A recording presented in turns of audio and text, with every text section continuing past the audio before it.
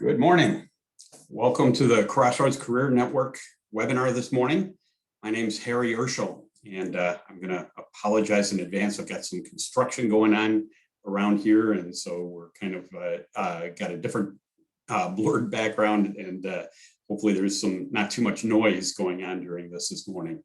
But really glad you're here. Hopefully this is a very productive and encouraging morning for you, and that I know you'll get some great information and hopefully some good hope and encouragement in your job search.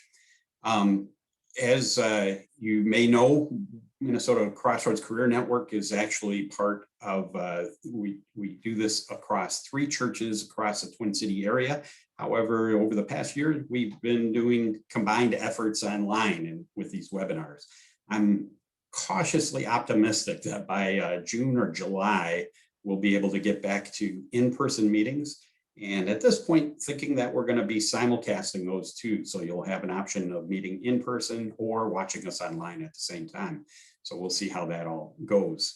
I want to cover a bunch of things this morning for you in terms of making sure you're aware of everything that's available for you through Crossroads, because we do have a lot of help and resources and different ways you can plug in and get help to make your job search much more smooth. But before we dive into our topics, there's a perspective I want to share this morning about how it seems like we can get whiplash with all the things that change in our lives and in the world. The world changes, presidents change, economies change, jobs change, go figure. Cultural norms change, cultural morals change, but God does not change. Scripture says, I'm the Alpha and the Omega, says the Lord God, who is and who was and who is to come, the Almighty. You know, as you read Scripture, you find that his character, his authority, his power, and his call on our lives remains the same now and forever. The question I have to answer daily is, in that light, how will I live my life today? Will I live my life in a frantic daily effort to align with whatever the culture says is right today, or just so I can fit in? Or will I live my life aligning with the one that has the power to save me, the one that carries me through life's challenges and embodies truth long after the culture changes again? As you see all the change around you, I encourage you to ask what you can hold on to that's true and doesn't change. You can do that with the God of the Bible and find peace in that stability in your life. Let me open us up in a word of prayer, and then we'll jump into everything else for this morning as well. Lord, I just am grateful that even when we can't meet in person, we can meet in this way as well. And we just are thankful for all the means that you provide, all the hope that you can provide through this. We pray that this morning is useful and practical and helpful for all that attend. And we pray that it brings you honor, and we pray all this in Jesus' name. Amen. Well, let me jump into, just get a moment here, get some slides up on the screen and show you all the different ways that you can take advantage of things we offer through Crossroads. There are a number of different things. Well, welcome. And there's pictures there of people meeting in person, and I'm so looking forward to that again. And imagine someday we might be able to see each other without masks. What to expect for this morning? I just want to, as I said, welcome you, do this introduction and an overview of what's available to you. Then we have Brian Bach is going to talk about some insights for your job search and career. And in the spirit of full disclosure, Brian is actually my business partner, but has some great thoughts on things you may want to think about. He'll talk for about 10 minutes. And then we have our featured presentation this morning with David Magy, impression management, including Zoom and networking. And it's very practical. David does a tremendous job every time he joins us, and I'm really looking forward to having him share. And I'll wrap up for a couple minutes, and we'll be done by 9 o'clock. As I mentioned, there's 3 Twin Cities locations where we would normally hold Crossroads: at Eden Prairie at Grace Church, at Woodbury Lutheran Church, and at North Heights Lutheran Church in Arden Hills. And so as we do return to in-person meetings, you can find the location that's closest to you and be able to meet us there. And it's so much better when we can interact with each other and do some have better opportunities for networking and be able to get things from each other directly. You can find always all the details of everything we offer and the schedules and what's coming up on our website at mncrossroads.com. And I really do want to point you there. If you haven't been there yet, spend some time on the website, check out everything that's available. We have detailed information about events, resources. We have a job board on there. And one of the advantages of our job board is that in order for a company to place a position on there, they have to include a contact name and some contact information, at least an email address. So you can reach out to somebody if you have questions or want to follow up. It's not just applying through a black hole like you often find in so many other situations. There's a number of companies that know what we do, know that we have great people that participate in Crossroads and want to access that. And so they put positions up. But we have additional resources. And as I said, all the schedules and everything else. Check it out, mncrossroads.com. On a weekly basis, we have a number of ways you can plug in. One of the best is our Networking with Grace group. We do this online now as well on Zoom meetings, and it's focused networking. You get a chance to share ideas and leads and contacts with each other. Wes Roper and Wes Tang lead that jointly. They're two of our leaders. We call them Wes 1 and Wes 2, and they do a tremendous job of making sure that everyone walks away with something every week. And so that's every Thursday morning at 9 o'clock. You do need to register in advance on our website so that we can manage it with Zoom as well as possible. But I really encourage you to check it out and take advantage of that. If you haven't been there before, you'll really find a lot of help and some great ideas.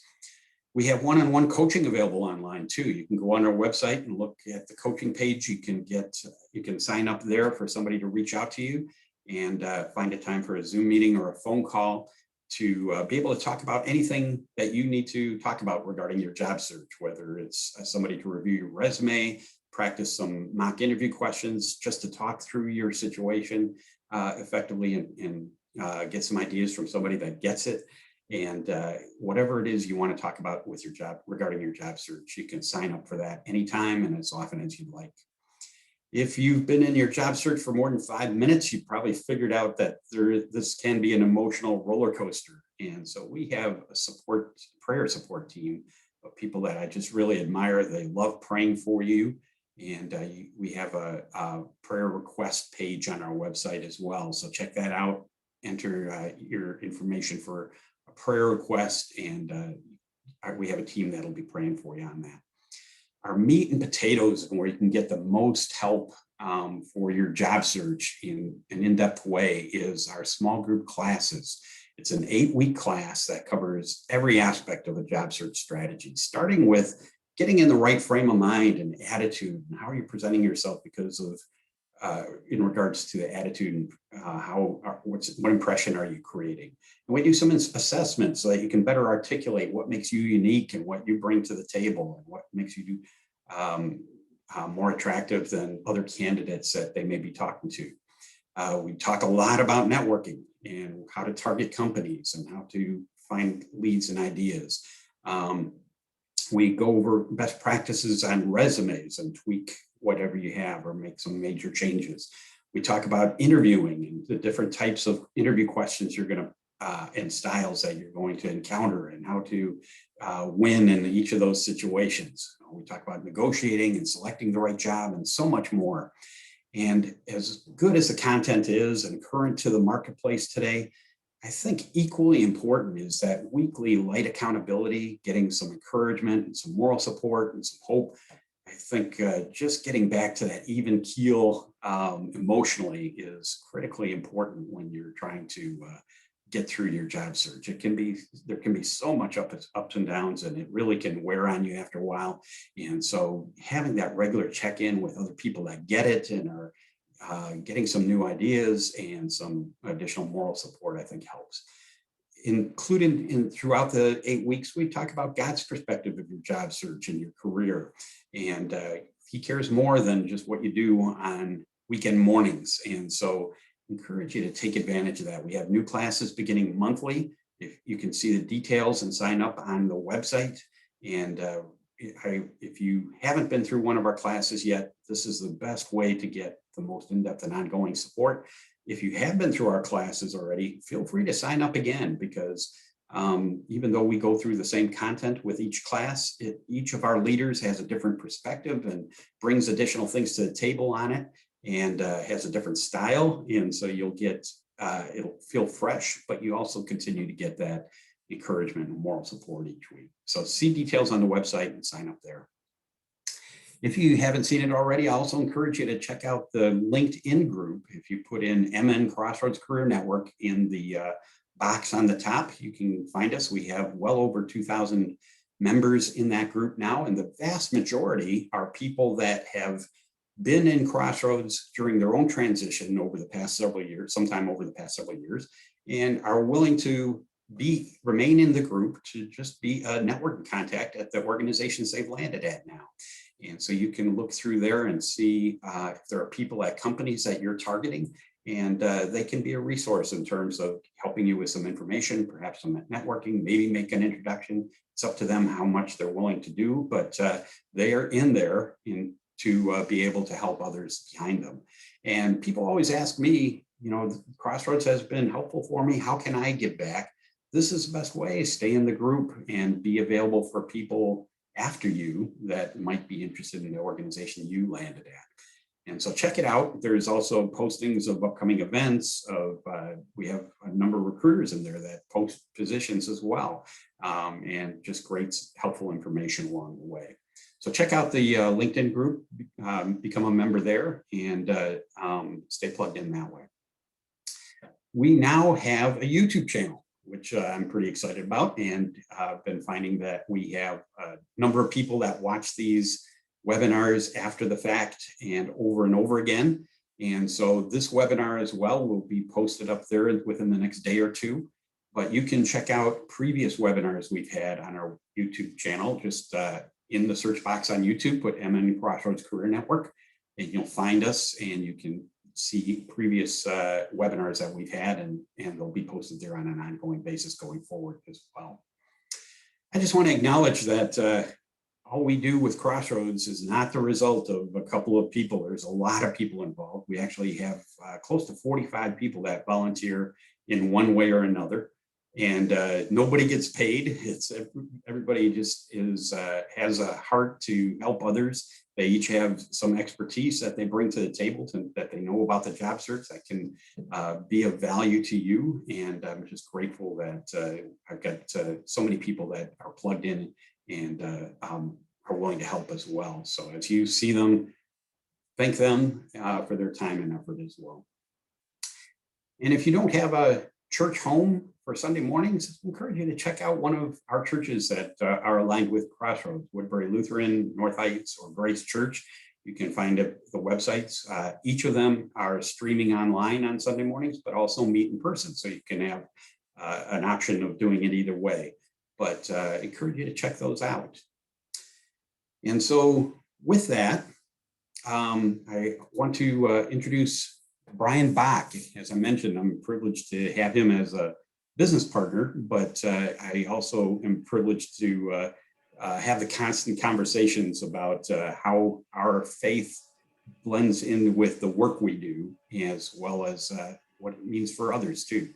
And so Brian, I'll turn it over to you. Thanks for sharing this one. Thank you, Harry. Appreciate that. Good morning, everybody. Just to give you a brief background, I have been in executive search for 25 years. In addition to doing executive search, I also work with a transition consulting team when candidates are displaced and organizations hire a outplacement firm. I do some consulting through an outplacement firm to transition those displaced candidates into new jobs and just work with them through that process. So those are the two lenses that I'm coming to you today with. And really, my goal is to share with you sort of an unsavourable statistic, and that is that maybe 2 to 3% of people perform interviews well, and that is people that might already be employed. So the statistic is even more daunting for unemployed candidates. I often hear unemployed candidates tell me that they don't get jobs easily because they're unemployed. They think there's some bias against them. And I will tell you straight away that that's not true. As somebody that's been evaluating candidates for over 25 years, it's never been a bias I've held, but I do see what happens when candidates perceive there's a bias against them and how they behave in the interview process, and it doesn't typically go well for them. So I want to address, how do we overcome that? What are some tools that we can use to get past our own insecurities when we become displaced and kind of thrown into job transition? And hopefully what will happen is, if we understand those and we apply those, we can eliminate our own insecurities that create the block for us to be able to get jobs. So the tools I'm going to use are really faith-based. I'm going to look at the 3 highest virtues known to man, and I want to flesh out how we can utilize those virtues. Obviously, everyone understands virtues are good. And how do we apply those to our job search? So those 3 highest virtues are faith, hope, and love. And I'm going to start with hope. If anyone saw my presentation a few weeks ago, I did predominantly a talk on hope. And I'm going to touch on all 3 of them today, but I'm going to reiterate hope as a practical strategy that we can apply. Now, by the way, it doesn't escape me that using some of this theological or spiritual or virtuous language can sound a little abstract, maybe, or Pollyannish. Certainly, it doesn't always sound concrete or helpful, but hopefully you'll see the connections I'm making and you'll see the infinite practicality of these strategies. So let's go back to hope. I'm going to start by defining the term, because a lot of times defining the term is hard. Most people don't think about these terms. So hope, defining that term, is a combination of the desire for something and an active expectation of receiving it. It's very technical, I get that. I'll give you some practical applications for why does that matter. Well, I'm going to go back to the analogy I used in my last talk, and that was *Shawshank Redemption* and Andy Dufresne, the character Andy Dufresne. And for those that hadn't seen the movie, Andy was honestly in prison for a crime he did not commit. What happens in that movie is Andy Dufresne and his best friend Ellis Redding, or Red, had contrasting views of hope. Andy held hope, and Ellis Redding didn't, or Red didn't. In fact, Red chastised Andy's hope, as there's no place for hope in here, is what Red said to Andy. And Andy didn't believe that. Andy had hope. So what did that produce? What it produced in Andy was a willingness to try to pick at this wall for 17 years. That's the active expectation. He desired freedom.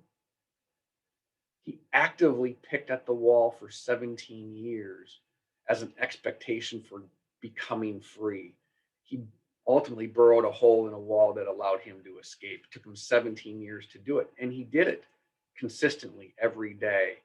So what can that tell us about our job search? I want you to desire that job, and I want you to have that expectation. One of the things I see candidates do that get thrown into job transition is they shut down, they isolate. They have a hard time dealing with the depressions and the emotional struggles of getting up every day and throwing themselves back out into the world, connecting to people, networking with people. It is hope that will allow you to do that if you understand what hope is, that desire for something and an active expectation for receiving it. Have that hope. Be Andy Dufresne and not Ellis Redding, who sat in his cell every day and never did anything to procure his freedom. So that's hope. Moving on to faith. This definition actually gets a little bit more technical, so I'll give you an analogy in a second. But faith as a definition is objectively the sum of truths revealed, and subjectively it stands for the virtue by which these truths are assented to. So in that sense, faith is an act of the intellect, it's an act of the will, and it's undergirded by trust. So a real world application of faith would be, in today's world, if you had to undergo a medical procedure, maybe a serious one, a surgery, or you're dealing with an illness, we have the ability to research what that illness is and how it impacts us and things we can do to make our lives better. We can research it, we can Google it, right? We can all research it. So it's that assenting to the truths or to the knowledge of what's out there. Faith does that. And so the analogy in this healthcare scenario is we do tend to want to do that. If we're going to have a surgery, we want to research what is it, what is the surgery, what are the outcomes, what does it mean, what does it mean for me? We do all of this research. But at the end of the day, we still have to trust the doctor to execute the procedure and guide us through our treatment, our recovery. So there's the sort of the trust part of faith. But what I want to talk about with regards to your job search is how we utilize faith and why I see so many candidates fail in this specific aspect of their job search.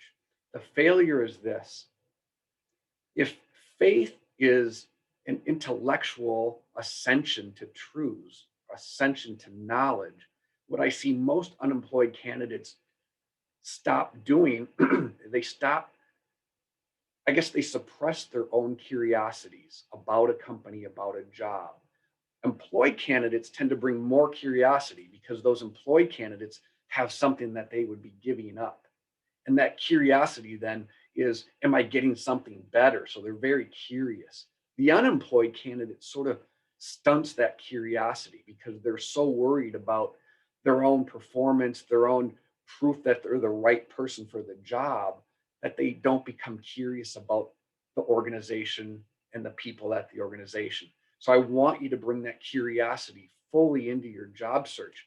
And I'll use an analogy back to our dating years. Think back to your early 20s, maybe late teens. When you're in the dating world, if you approached somebody of interest to you and all you want to do is bring to them why you're perfect for them, and you try to tell them all of the virtues that you have or all these great characteristics that you have, but you never show any interest in them, they're not going to be interested in you. And that's the analogy that unemployed candidates more often than not bring to a job search. It's this: I want to prove to you I'm perfect for this job without taking any serious curiosities about you. And there's something psychological about that. When somebody takes great interest in you, that's psychologically very attractive. So stay curious, be very curious. Don't just try to prove that you're perfect for the job. That's usually a recipe for, well, it's always a recipe for failure when that happens. So anyway, we'll move on to love, the final one, and really the most powerful one. St. Thomas Aquinas defines love as willing the good of the other. So it's not a sentimentality or a feeling or an emotion. It's a will. Will the good of the other. Well, what in the world does that have to do with a job search? So very concisely, I will say this: most candidates approach a job search with the notion that they want to make sure they're setting themselves up for success. And if I slow that down, I want to make sure I am setting myself up for success. Does that sound like you care about the other? It really doesn't.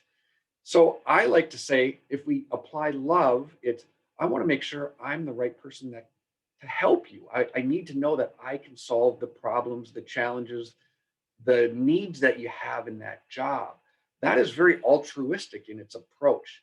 It's subtle, the difference between those two dispositions, but it matters. The psychological effect of that means that you have to solve whether you can help them or not. You stay curious, and in that curiosity, you show this altruistic point of view, and that puts the concern on whether or not you're the right person for them, and you're working to solve that. I think it has a powerful effect in a job search. So I got to sort of wrap up quickly here. I don't have that much time. Harry holds me to a strict 10 minutes. So one of the things I would say I've always noticed is this lack of authenticity in candidates. And that's the general perspective, because a lot of candidates think they have to perform a certain way in an interview process, and that's not true.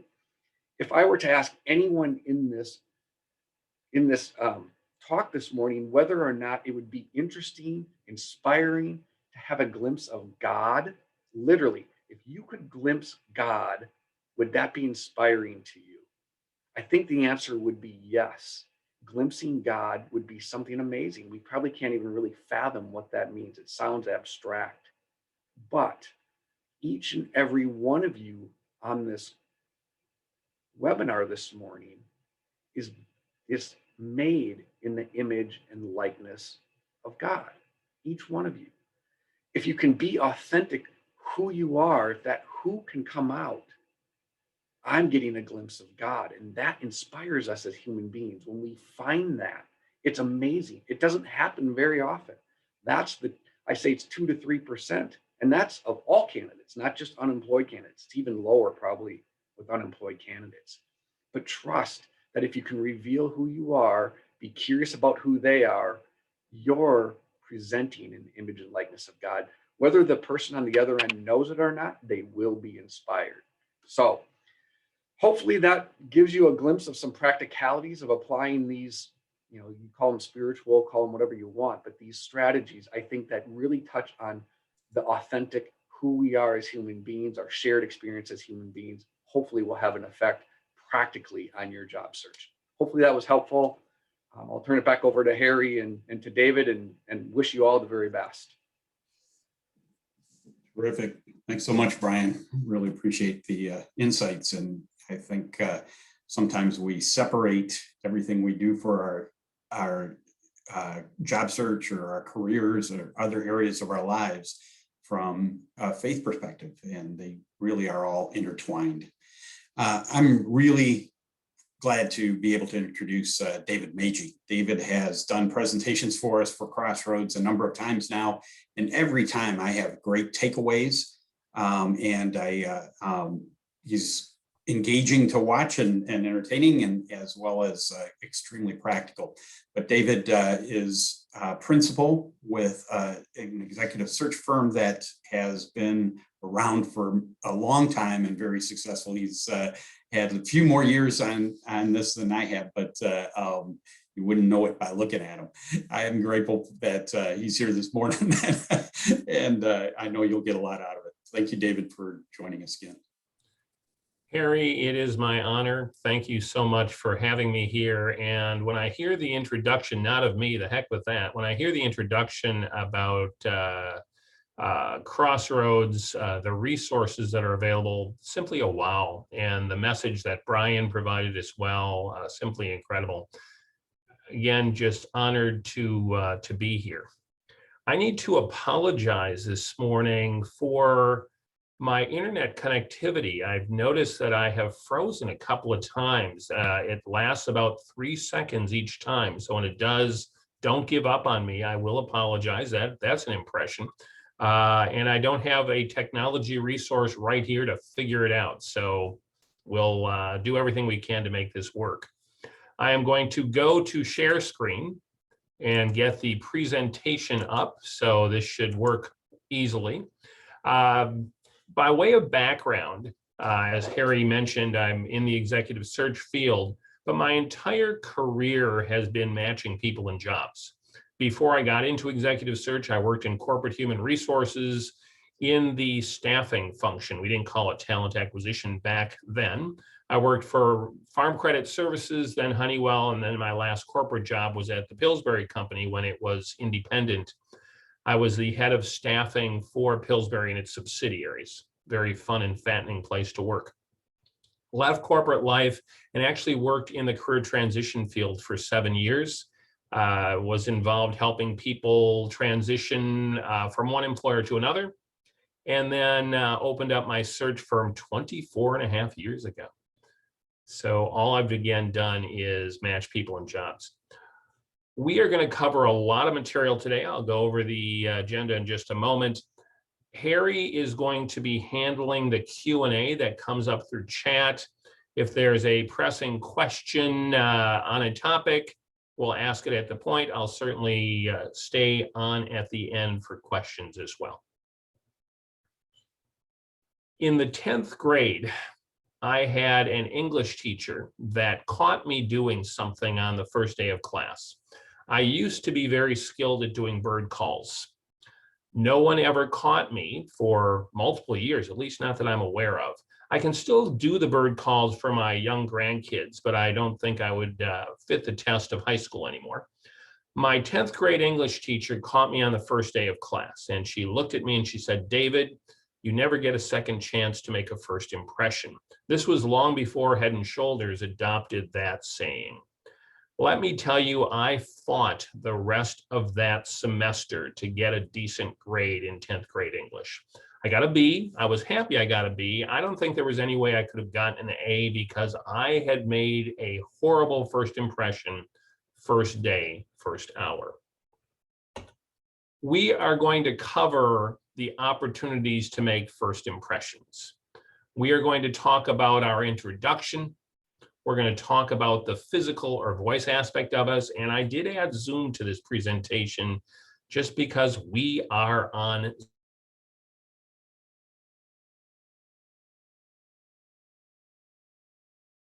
after the pandemic. We have found that it can be incredibly efficient.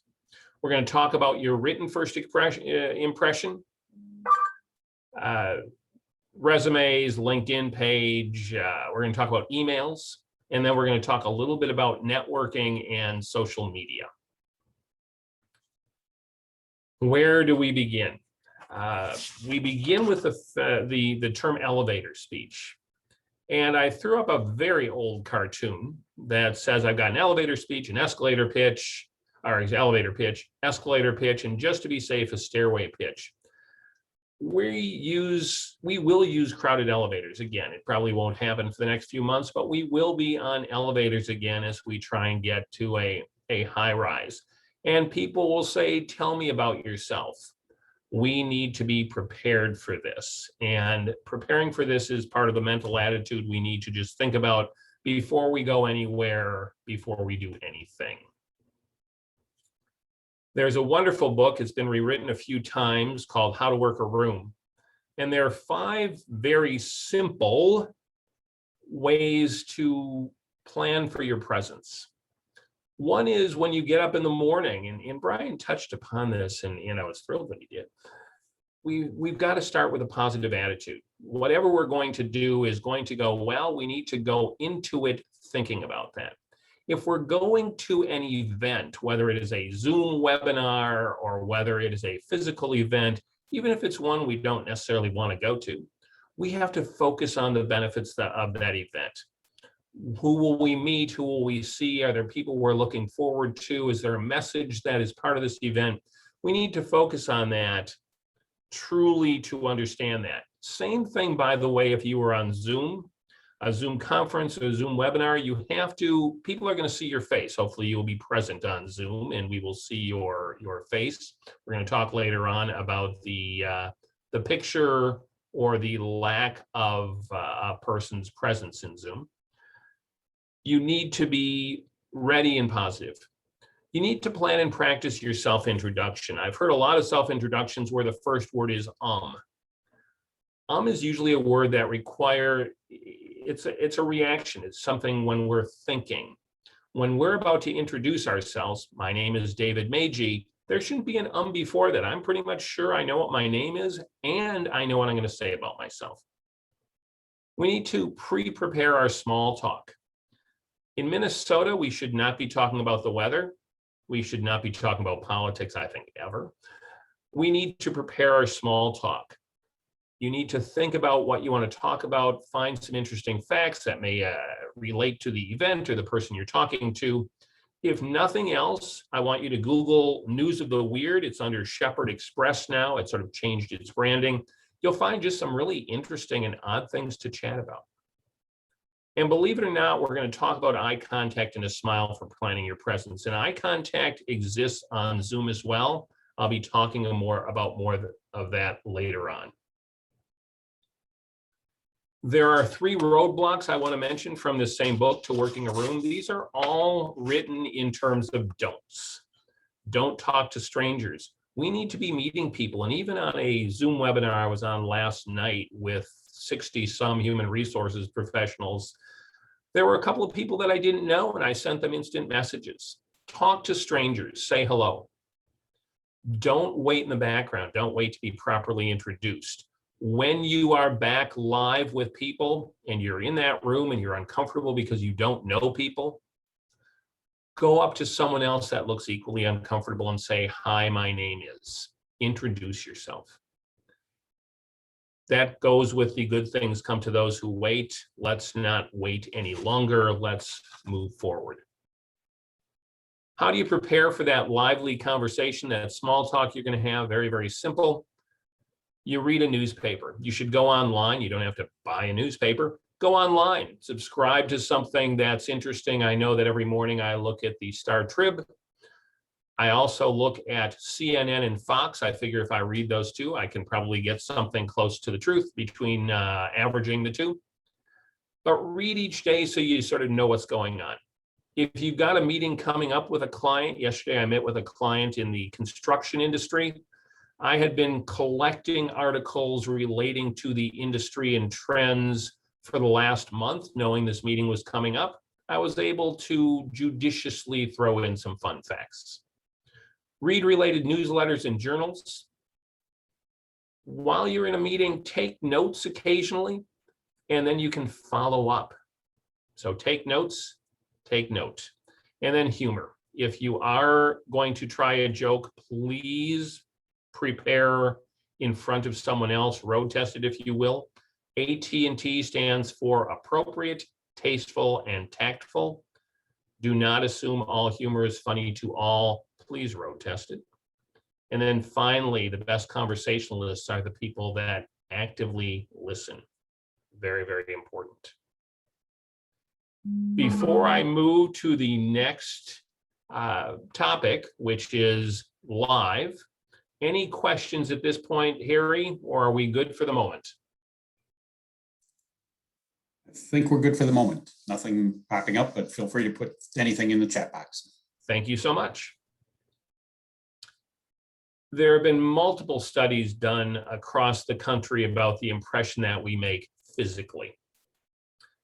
Sadly, in the first 5 minutes of any interaction, even if you know the person, we're judged 60% based on how we look, 33% based on how we sound, and 7% based on how we look, or excuse me, on what we know. So let me try that again. 60% how we look, 33% how we sound, 7% based on what we know, the content. I want to go immediately into Zoom and talk about that impression. As I mentioned early, Zoom is here to stay. What is interesting is we are still in the infancy of Zoom. So keep in mind, we've been in this pandemic for just over a year. We've been at home, we've been using technology. In February-ish of 2020, Zoom had about 3 million hours of meetings on any given day. They hit a peak of 300 million hours of meetings, and that doesn't include GoToMeeting, all the other platforms that exist. The technology is still in its infancy. However, we are here and we're here based on the screen. So there are a couple of things you need to know.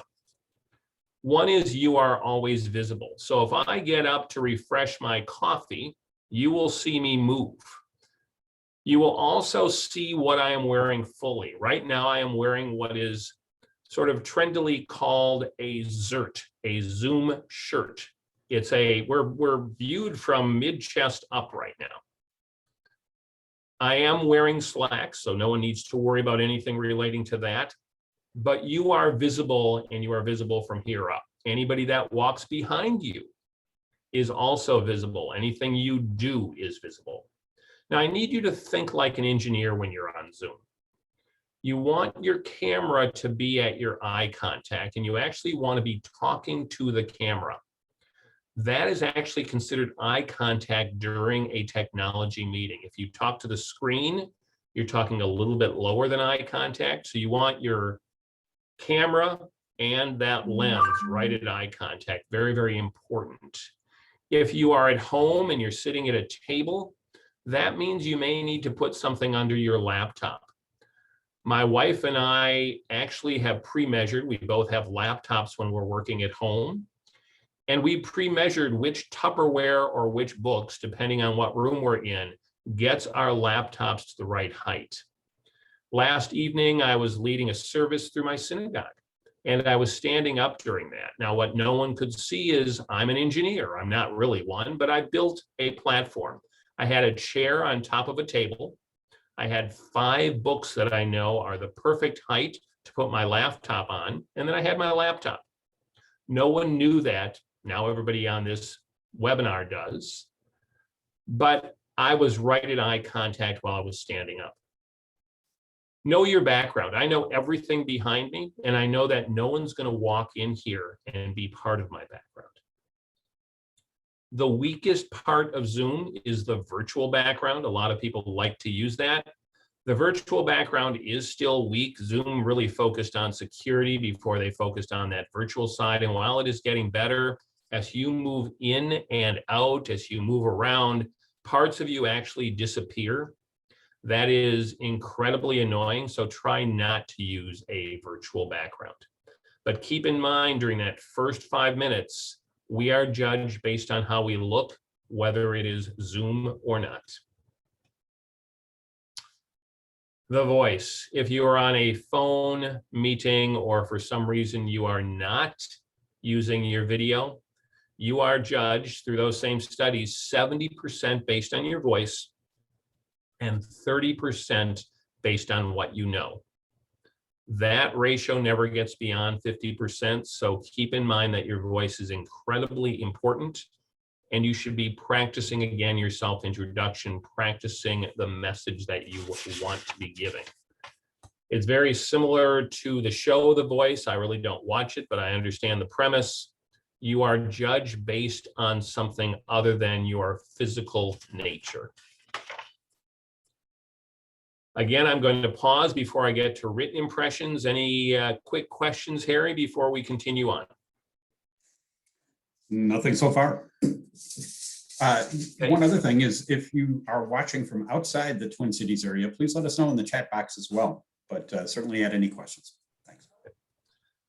I hope I'm not putting people to sleep. That is the reason you're not asking questions, but feel free to ask questions. And again, I'll hang out at the end for questions. Written impressions, there are so many different opportunities, and I picked on resumes and LinkedIn just as a launching point. This is not designed to be a webinar or a discussion that focuses on resume writing. There are so many different volumes and places you can go to get expertise on resume writing or putting together a LinkedIn profile. This town has a couple of wonderful LinkedIn experts that I know have been involved actually with Crossroads. This is not the time for that, but there are a couple of key messages that I do want to pass to you. Not all resume formats fit everyone. If you are looking to stay in your same career and sort of move to that next job, chronological is great. If you're looking to highlight your skills, a functional might be great.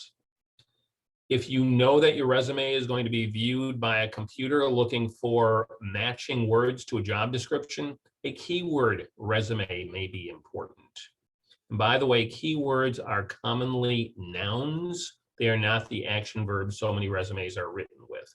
They aren't the administered, developed, managed. They are the nouns that are part of the job, just for you to be aware. The most memorable resumes, in all honesty, are the ones that are laid out easily to read. I know that it has become trendy to use different columns and different graphics, and that is great, except it's hard as can be to sometimes find things.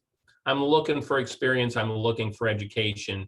If I need to be looking harder than a quick resume review to start, that may not be the first impression you want.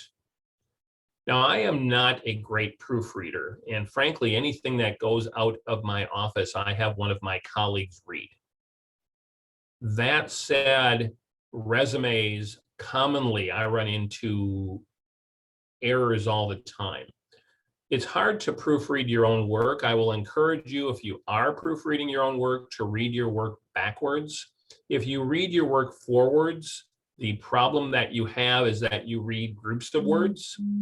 If you instead read it backwards, you do read each word.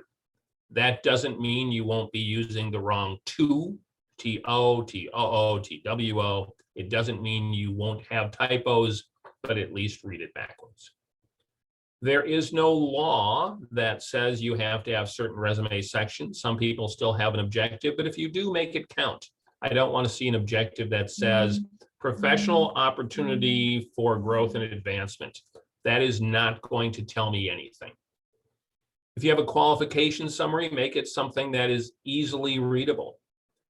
If you have related experience, but it's not your most recent experience, you may want to have more than one experience section. You may have a related experience and an other experience.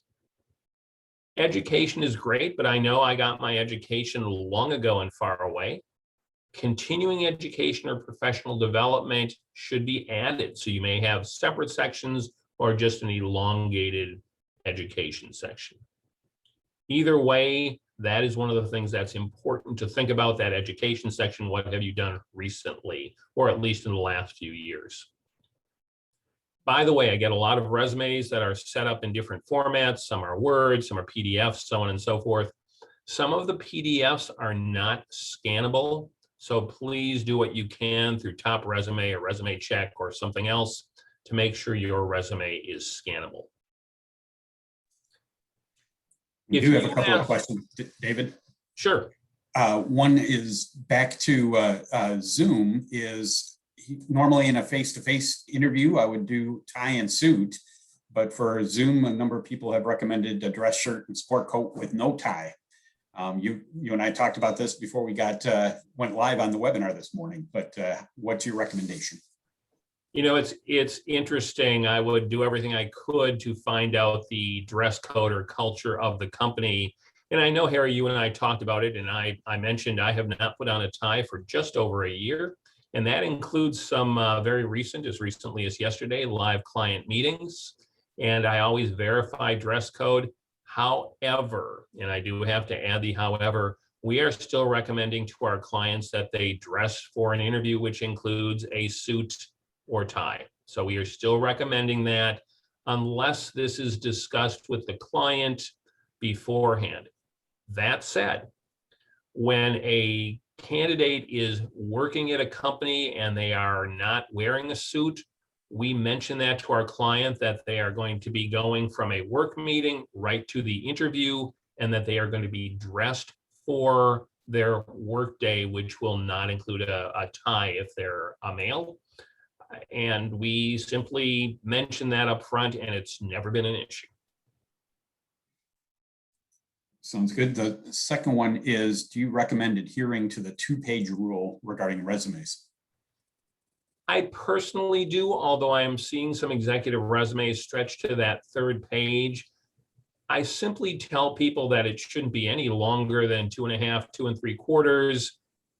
And to keep in mind that on a first read of a resume, I'm still not spending more than 10 seconds scanning it. So it better be hard hitting. It better be accomplishment based. It better be easy to find things. Certainly don't go longer than that. That is an impression as well. I do see some executives that are still stuck in that college rule of it's got to be 1 page. I see that as almost impossible once you've got multiple years of experience. Again, make it hard hitting. The longest resume we ever received, it was not a CV from academia. The longest resume was 23 pages. I can tell you I didn't read it, nor did that person move forward in a search. I still have it, by the way, just because it made me laugh. I've got some too. There's another one that I think you answered already, but do you send a resume through PDF or a Word file? And then that would be the last question for now. If it's PDF, again, make sure it is scannable. Even my little company of 6, my little search firm, has a scanning concept where we can go in and look at keywords, and some of the PDFs we receive almost look like they're photographs that are not scannable. So please make sure that they are scannable. We really don't care if it's a PDF or Word as long as we can find it again. And I'm going to move on. Thank you, Harry. Annie Fisher is a columnist, a blogger. I see her in Forbes quite often. She puts together multiple things relating to what is wrong with your resume. And there are just a few different items here that are worth mentioning. One is poor formatting. Again, difficult to find things. One is a statement that's just too general, looking for a professional opportunity for growth. The one that makes me crazy is personal information that isn't relevant to the job. We still get resumes that give me marital status, age, so on and so forth. My favorite marital status, though, was married 3 times. These are things I don't want to know ever, let alone on a resume. If you are multilingual or bilingual, if you have certain certifications, don't put that at the end or don't exclude it. Make sure that that is there. And interestingly, one of the messages Andy also gives is don't apply for jobs you're not qualified for. That is one of the ways resumes are badly judged, interestingly. LinkedIn. Every year, LinkedIn comes up with a list of overused phrases. And none of these phrases are bad. If you look at them, you have extensive experience, you're motivated. None of those things are bad. What is bad about them, in all honesty, is if they don't fit you or if they don't fit your organization. So with all due respect to people that work in at the Department of Motor Vehicles, and if they put together a resume and innovative is their first item, I'm going to have a question about that. We see a lot of resumes that refer to a person being results-oriented in their skills summary, yet there is not one numeric result in the entire resume. So saying you're results-oriented but not backing it up, not necessarily a wonderful item. If you lead with entrepreneurial and you've spent your life at corporate Cargill, and Cargill is a wonderful employer, but they're bigger than some countries and they're not known for moving quickly. Cargill and entrepreneurial may not be the best words to put together. So again, nothing wrong with any of these 10 words unless they don't fit who you are or where you've been. Don't mean to pick on Cargill or the state. Emails. I get approximately 160 emails a day. Some of those I request, some of those are cold, some of those are junk, but I get about 160 emails a day. And I want to make sure that when you send an email, that someone is actually seeing it. So let's talk a little bit about email examples. My name is David, and my email address is david@𝙤𝙤𝙤𝙤.com. Pretty simple. If my email starts with "to whom it may concern," you probably haven't done a good job, and I probably won't open that email. And by the way, I don't use a preview pane. So all I see is just the first line. I don't see much beyond that and the person's email address. So I do see subject, I see email address, and sometimes the first few words. That's it. If it says "to whom it may concern," you clearly have paid no attention because you know my name is David. The subject line. I want you to think of the subject line of your email as prime real estate. That is the place you should send a message. If it just says resume or your next hire or introduction, that is not going to work. If it says referred to you by Harry Urschel, so on and so forth, now all of a sudden you've got my attention. So let's just not say introduction, but let's figure out how you got to me. There should be something compelling that wants me to open it. Harry did my introduction today, and thank you for that. You called me David. I appreciate that as well. Anybody that knows me calls me David. If you start your email with "Dear Dave," we probably have a problem. That means you don't know me. If it says you were referred to me by Harry and it starts "Dear Dave," my first question to you, if I decide to answer that email, is, did you actually talk to Harry? That leads to some really interesting conversations. And then finally, my personal favorite, I continue to get emails to "Dear Mary," but they're to my email address. Mary Ablin was one of the founders of Ablin, Magy, Underberg and Associates. Mary and her husband, Ken. Mary early retired long ago and far away. but I still get emails that say, "Dear Mary," because she's on an occasional list. Ken is still an active business partner of mine. And getting emails to Dear Mary simply makes me laugh, but it doesn't make me open them. Any questions on that before we get into networking? Nothing so far. Okay. Brian, I hope you are still out there listening. I don't know if you are, but your opening this morning on Faith, Open, Love was wonderful. It was motivational. It was touching. I loved it. You talked about engaging under the topic of hope.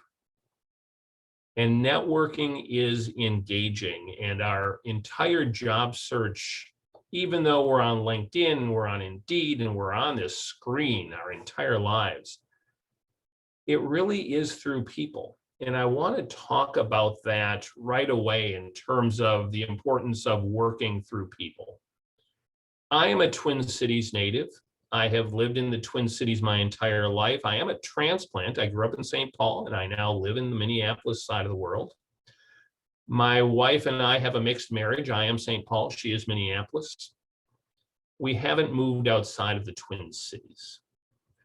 If you were networking or looking for a job in Chicago or Denver or St. Louis or New York or LA, 50+% of how you're going to find that job is still through networking. So it's still the number one way. In the Twin Cities, it's 70 to 80%. The reason it is higher here is no one moves. We don't leave the Twin Cities. It's just part of that, which is really, to me, very, very interesting. We changed the zip code of our employer. I have owned this company for almost 25 years, but I've had 5 employers in my professional career, but I've only moved once from St. Paul to Minneapolis. So my zip code has only changed once, but my work zip code has changed 5 times. We simply rotate around. That actually makes our networking here much more important. And I'm going to give you some items later on relating to networking in terms of how to create a networking list and really make it work for you. Now, I know that many of you are introverts, and networking and introversion is something that makes people crazy. So I need you to think about networking as a subset of visibility. Networking doesn't always mean picking up a phone or talking to someone. Networking oftentimes means engaging someone in some sort of dialogue. So I want you to be visible, and some of that visibility goes into that miscellaneous category. For me to find you, and I want to be able to find you, I don't find you because you put together a LinkedIn profile. I find you because you are active in your professional world. You are involved with professional groups, professional associations, industry associations. I find you because your name rises to the top because you comment on blogs, you make LinkedIn comments, you are actively out there engaging people, engaging your network. You do not need to be presenting the way Harry started this out, Brian took second, I took third. That isn't what you need to be doing, but you do need to be present. We need to know you are out there engaging, and that is how you become visible to people like me, to people like Harry, to people like Brian, etc. Now, networking is very simple. It's 4 things. It's exchanging information. So when you are networking with someone, you need to assume that they will be networking with you down the road if they haven't already. You are acquiring advice, and I want to use the word advice here. You don't want to be asking for help. Help is actually a word of desperation, and you don't want to be using that word. So if I say I need your help, that makes me a little bit nervous. But if you say, David, I'm looking for your advice, if I can help you, I will, but God knows we all have advice. Networking is an important way of expanding contacts, and one of the things that people need to remember is that you have to ask about that. Don't assume that just because you're in a networking conversation with someone that they're going to pass you names. You need to actually ask, tell me, give me advice on who you think I should be connecting with. And as I talked about early, it is the number one way of getting to that finish line in terms of jobs. Now, there is a list of 10 items here on how to network. I don't want to hit them all. I don't need to read to you, but there are 3 things that I want to hit first, or on this list. One is act like a host, not a guest. A guest needs to be introduced. A host is going to be a little bit more forward. So tell people what you do. Engage with other people. Don't wait for it. Follow up. Last night, while I was leading this service, one of the people attending the service is someone that I've been wanting to get in touch with, and we did some private chatting. And I jotted myself a note last night that I will follow up on after this program and give her a call. Follow up with people. This is a top priority. If someone that you are networking with says, hey, send me a resume, I want to get a link to something, whatever it happens to be, make sure you do that. I get all sorts of emails that say, I'll be following up, I'll send you a resume, I'm going to give you a call. Sadly, those things don't happen. Following up is an incredibly important thing to do. But maybe the most important thing on here is the third from the bottom. Make friends even when you don't need them. A lot of people view networking as a tool simply for job hunting. And networking is something you should be doing throughout your entire life. We do everything through people. I don't buy a car without networking. When I bought my last new car, I asked friends of mine who they recommend, what they liked about their car, what dealerships I should be going to, what salespeople I should be talking to. You should be doing this all the time, and you should be looking to expand your network. Networking is not just a job search thing, and I hear this many times from people in transition. I let my network go dormant, and now I have to rebuild it. It is very, very tough to say, hey, it's been 5 years since you and I connected, but I need your advice. You're so much better off maintaining an ongoing cadence with people. So please make that your number one orientation. Now, if you're in transition or not, or beyond, if you're not in transition, but certainly once you've landed, just keep this process up. Now, Execunet, which is a wonderful free website, put out a list a while back on things you should be doing from a networking standpoint. The first and the last are very, very important. One is you should have a plan. You don't want to network top of mind. I'll talk about that in a moment. And the other is you never want to walk into a meeting empty-handed. You should always be prepared with something you know about the organization, or something you know about the particular person you're meeting with or people you're meeting with. Never walk into a meeting empty-handed, but obviously making sure you know who you want to talk to is the way to start your week. This is a list, and by the way, Harry, I can send you this PowerPoint. You can post it or do with it as you see fit once I am done here. This is a list of 20 networking sources. If you are trying to build a networking list, you really can't use LinkedIn as your way to do it. LinkedIn isn't as easily sortable as I would like.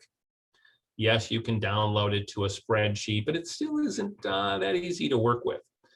And not everybody is on LinkedIn. While you think they are, I can tell you that a number of the executives that I work with do not have a LinkedIn presence. Interestingly, the CEO of the company that I met with yesterday, physically, by the way, met with yesterday, she is not on LinkedIn, wants nothing to do with it. Not everybody we know is on LinkedIn. So you have to build a network list. And the best way to do it is to take a look at these categories and spend 2 minutes brainstorming who you know within each category. It's really that simple. Build a list, and even if you don't like the person, by the way, put their name on the list. I'll explain why in a moment. We know so many people, though, so if you simply start writing down everybody you can think of, that's almost impossible. But if you say, who did I used to work with at my last employer, the employer before that, spend 2 minutes on each employer or job, you'll be able to do that. Who do I know through my church? Who do I know? My goodness, my insurance agent knows more people than I will ever know. Who are the local politicians that I might know? School board, city council, so on and so forth. You need to start building this list, but then you need to grade it. While I am a true believer that every person is created equally, they are not from a networking standpoint. Some people are going to be friendlier to you, and some people are going to be more helpful to you. This is a grading scale that you should be applying to every person you can think of. And this is Minnesota, so no one gets a grade below a C. A grade A for friendly is someone that is really close to you. You can call, and if something didn't go well, you could call them again. C, as it says here, they're either a jerk or they just think that they're really important. And if you don't give them an A or a C, you give them a B. But you want to grade people that way, and then, as importantly, grade them on how helpful they are. An A on the helpful scale is not necessarily an executive, but it is someone who could hire you or is connected to people. Some of my favorite helpful people are actually retirees. They are not able to hire me, but they sit on nonprofit boards. They are engaging with other executives, retired and not, on an ongoing basis. Those people are incredibly helpful. But I need you to think about helpful creatively. I have 3 now adult children, and I remember going to countless choir and band concerts and plays and different sporting events, so on and so forth. And I met all sorts of people that were, my daughter's friends' parents or my son's friends' parents. And you need to think about what they do outside of having a child, one of your children's age. These people could be incredibly helpful. You need to think about them and maybe do a little research on them. A C on the helpful scale could be your best friend in the world, but they are not going to be helpful from a job search standpoint. And a lot of us network with our A friendly people and C helpful people because it's easy. Sometimes those are practice people. I don't mean that in any negative sense, but if you want to try out a new script or practice something with them, they're the ones to do it with, but they aren't going to lead you someplace. The goal is to create a large list and call the AA's to really engage with them. I use the term call, but sometimes that could be an email if they're on LinkedIn. Sometimes it could be an email. Sometimes it is a call. You need to engage with those AA's.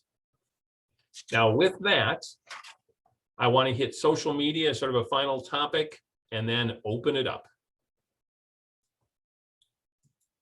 I need you to, I'm sorry, Harry. I'm sorry, I jumped in here too soon. Sorry to have a little construction noise in the background, but there are a few questions. If you, for reaching out cold to someone, LinkedIn or email, what's the preference or better option? Great question. If you get their personal email address and can use the subject line referred by Harry, that to me is better than LinkedIn. The value to LinkedIn is it is a universal communicator because of InMail. So if you don't have their email address, InMail is a great way to do it. So that's an either or answer. However, if there's one message, just do it. Terrific. If you have a very common name and you're commenting on blogs or trying to get some recognition out there, how do you connect it to you? That's a great question. I have one of those last names that most people don't have. I am reasonably thankful for that. But if you are a Jane Doe or a John Smith, you may want to put something else after your name or with your name that is universal. Sometimes it is a credential, CPA. Sometimes it is, in parentheses, something that identifies you, Honeywell employee, whatever it happens to be, something so that people can find you. Or if you are commenting and you don't mind people commenting back, throw in your URL for your LinkedIn page or throw in your email address. Or if you have Twitter, we'll come back to Twitter in a moment, put down your Twitter address. I know that my Twitter address is on my cover page of every presentation. Use that so people can find you or look you up that way. Great question. Sorry, really loud around here. But how do you, especially after you've built a large network, how do you stay in touch with people over time? And how often should you be going to events and growing your network? So another great question. You can send emails so easily. I was on an airplane. I was on vacation a couple weeks ago and flew out and used connectivity on Delta to send some emails out to people that I hadn't connected with for a while. It was a great way to stay in touch. You really need to simply try to engage with people. I would say if even quarterly is a nice way to just send an email message out to someone if you are able to do so. But there are going to be some of those people that are your AAs that you're going to want to create a different cadence with. Each person is going to be individualized. There will be some people that fall off that, unfortunately. I know that communicating with everybody on my LinkedIn page is sometimes impossible. And I only link to people that I know well, so I don't link just generally to people. I know it can be a burden, but if you spend even 5 minutes a day sending a message out to someone or make a commitment that you're going to connect to one person a day just to say hello, it's amazing how many wonderful conversations you can actually have.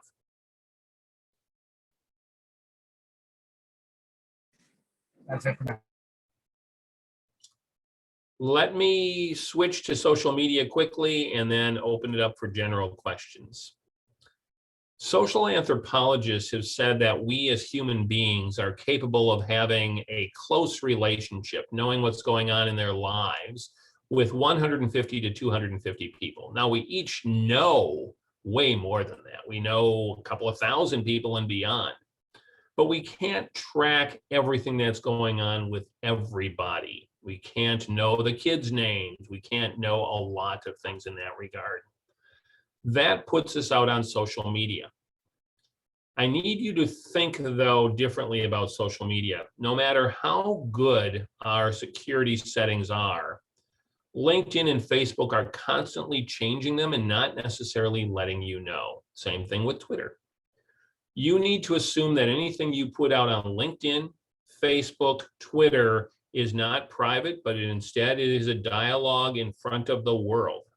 Now, if you think I'm overstating this, go back to Congressman Anthony Weiner, go back 3 years to a group of freshmen who were supposed to get into Harvard, who created a private Facebook page where they had to post something derogatory.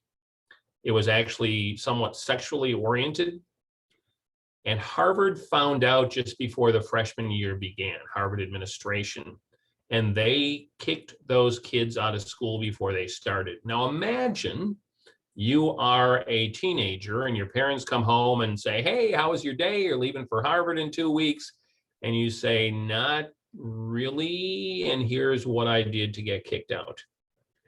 You never get a second chance to make a first impression, even on social media. So again, just assume you are in front of the entire world whenever you put something out there.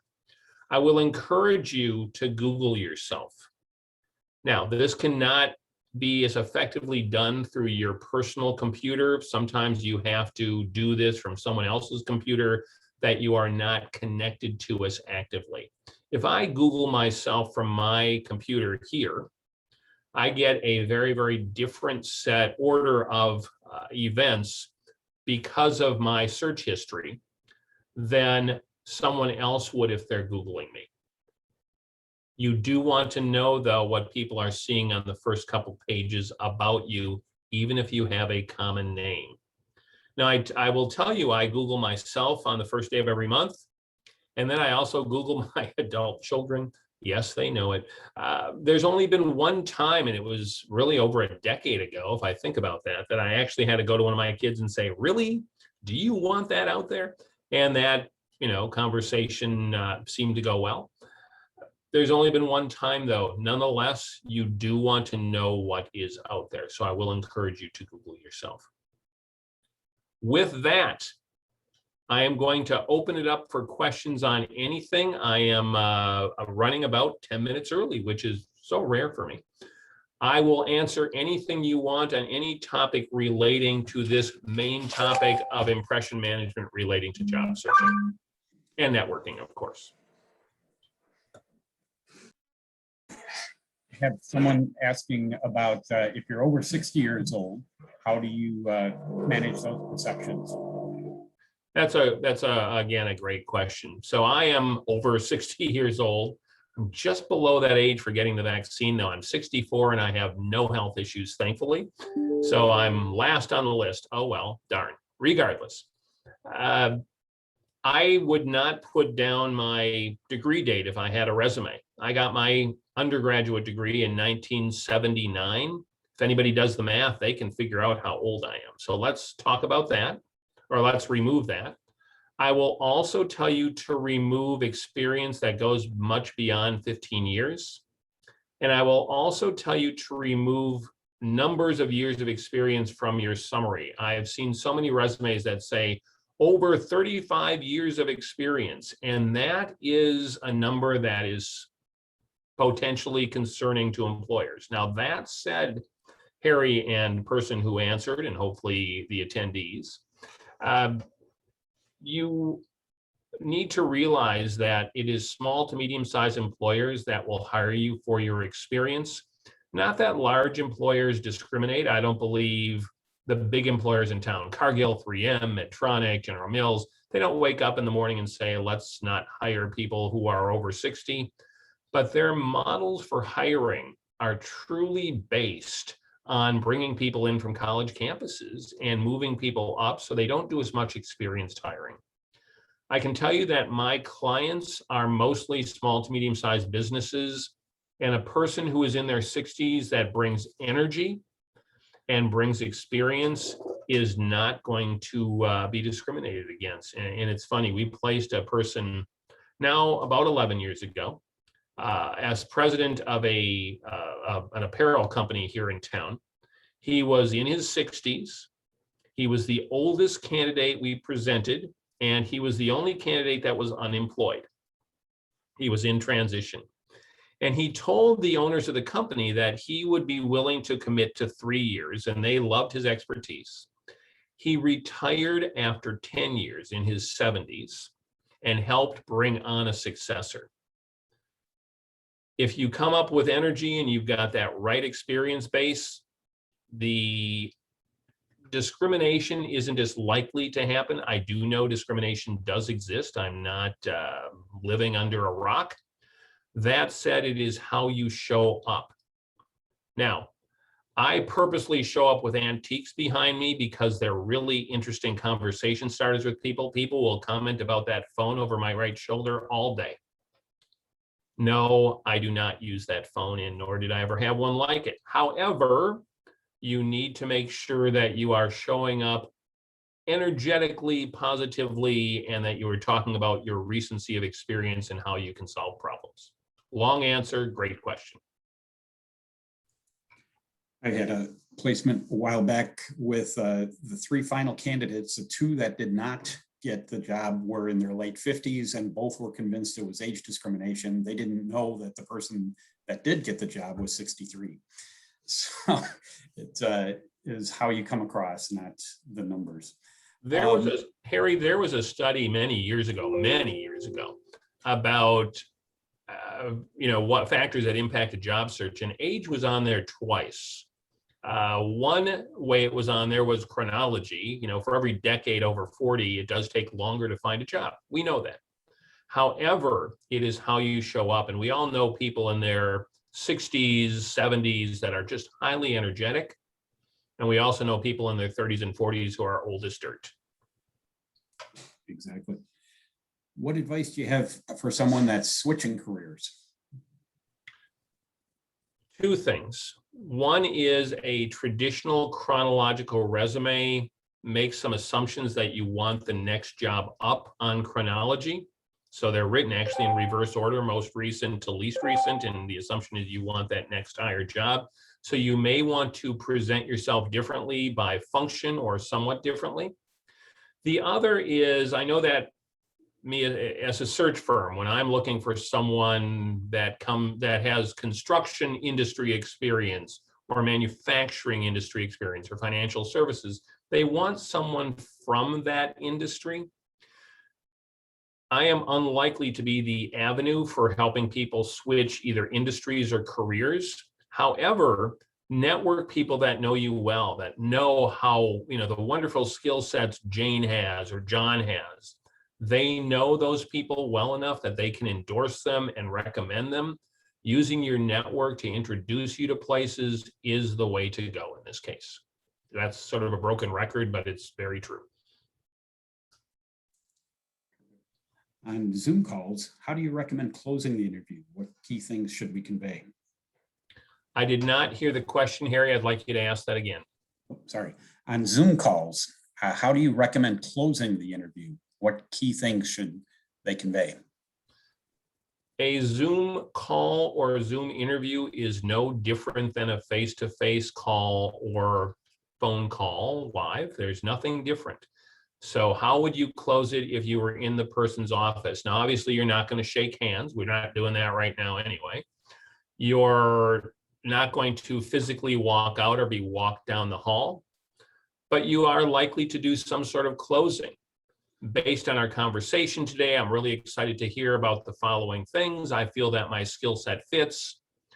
I will look forward to hearing back from you as we discussed in next week, whatever it happens to be. Thank you so much. Count silently to 3 and hit leave. That's good. We'll wrap it up with one more here.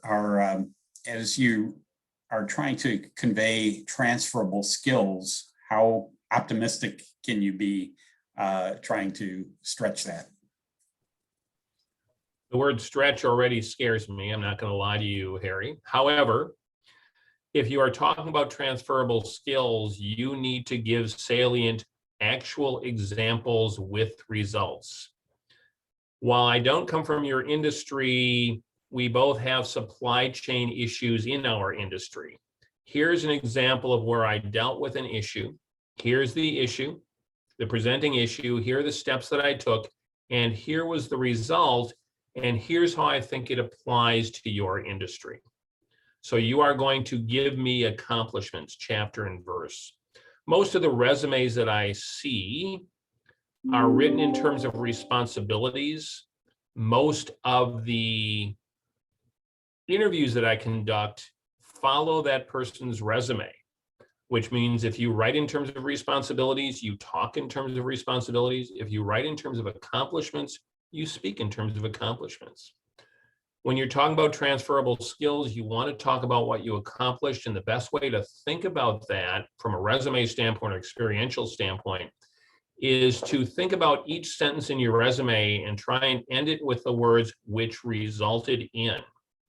Then give me examples. You should know enough about my industry through your research, or my company through your research, to be able to show those transferable skills through examples. Terrific. I did a poor job of preparing for Zoom here with all the noise in the background, so I apologize for that. David, thank you so much. It was very practical as always. I'm very grateful for your participation today, and I just am grateful for all of you that have participated here today. As I mentioned before, these webinars are going to be available online. Check our webinars page of our website and on our YouTube channel, and check out our next upcoming webinar on April 1st. We are going to have George Murray talking about the 4 gears to job transition. He learned a lot in his own transition and is going to share that with you. He wrote a book on it. It was based on how much he learned from it. Take advantage of our classes, our one-on-one coaching, and all the other opportunities, and look forward to seeing you again soon. Have a good day.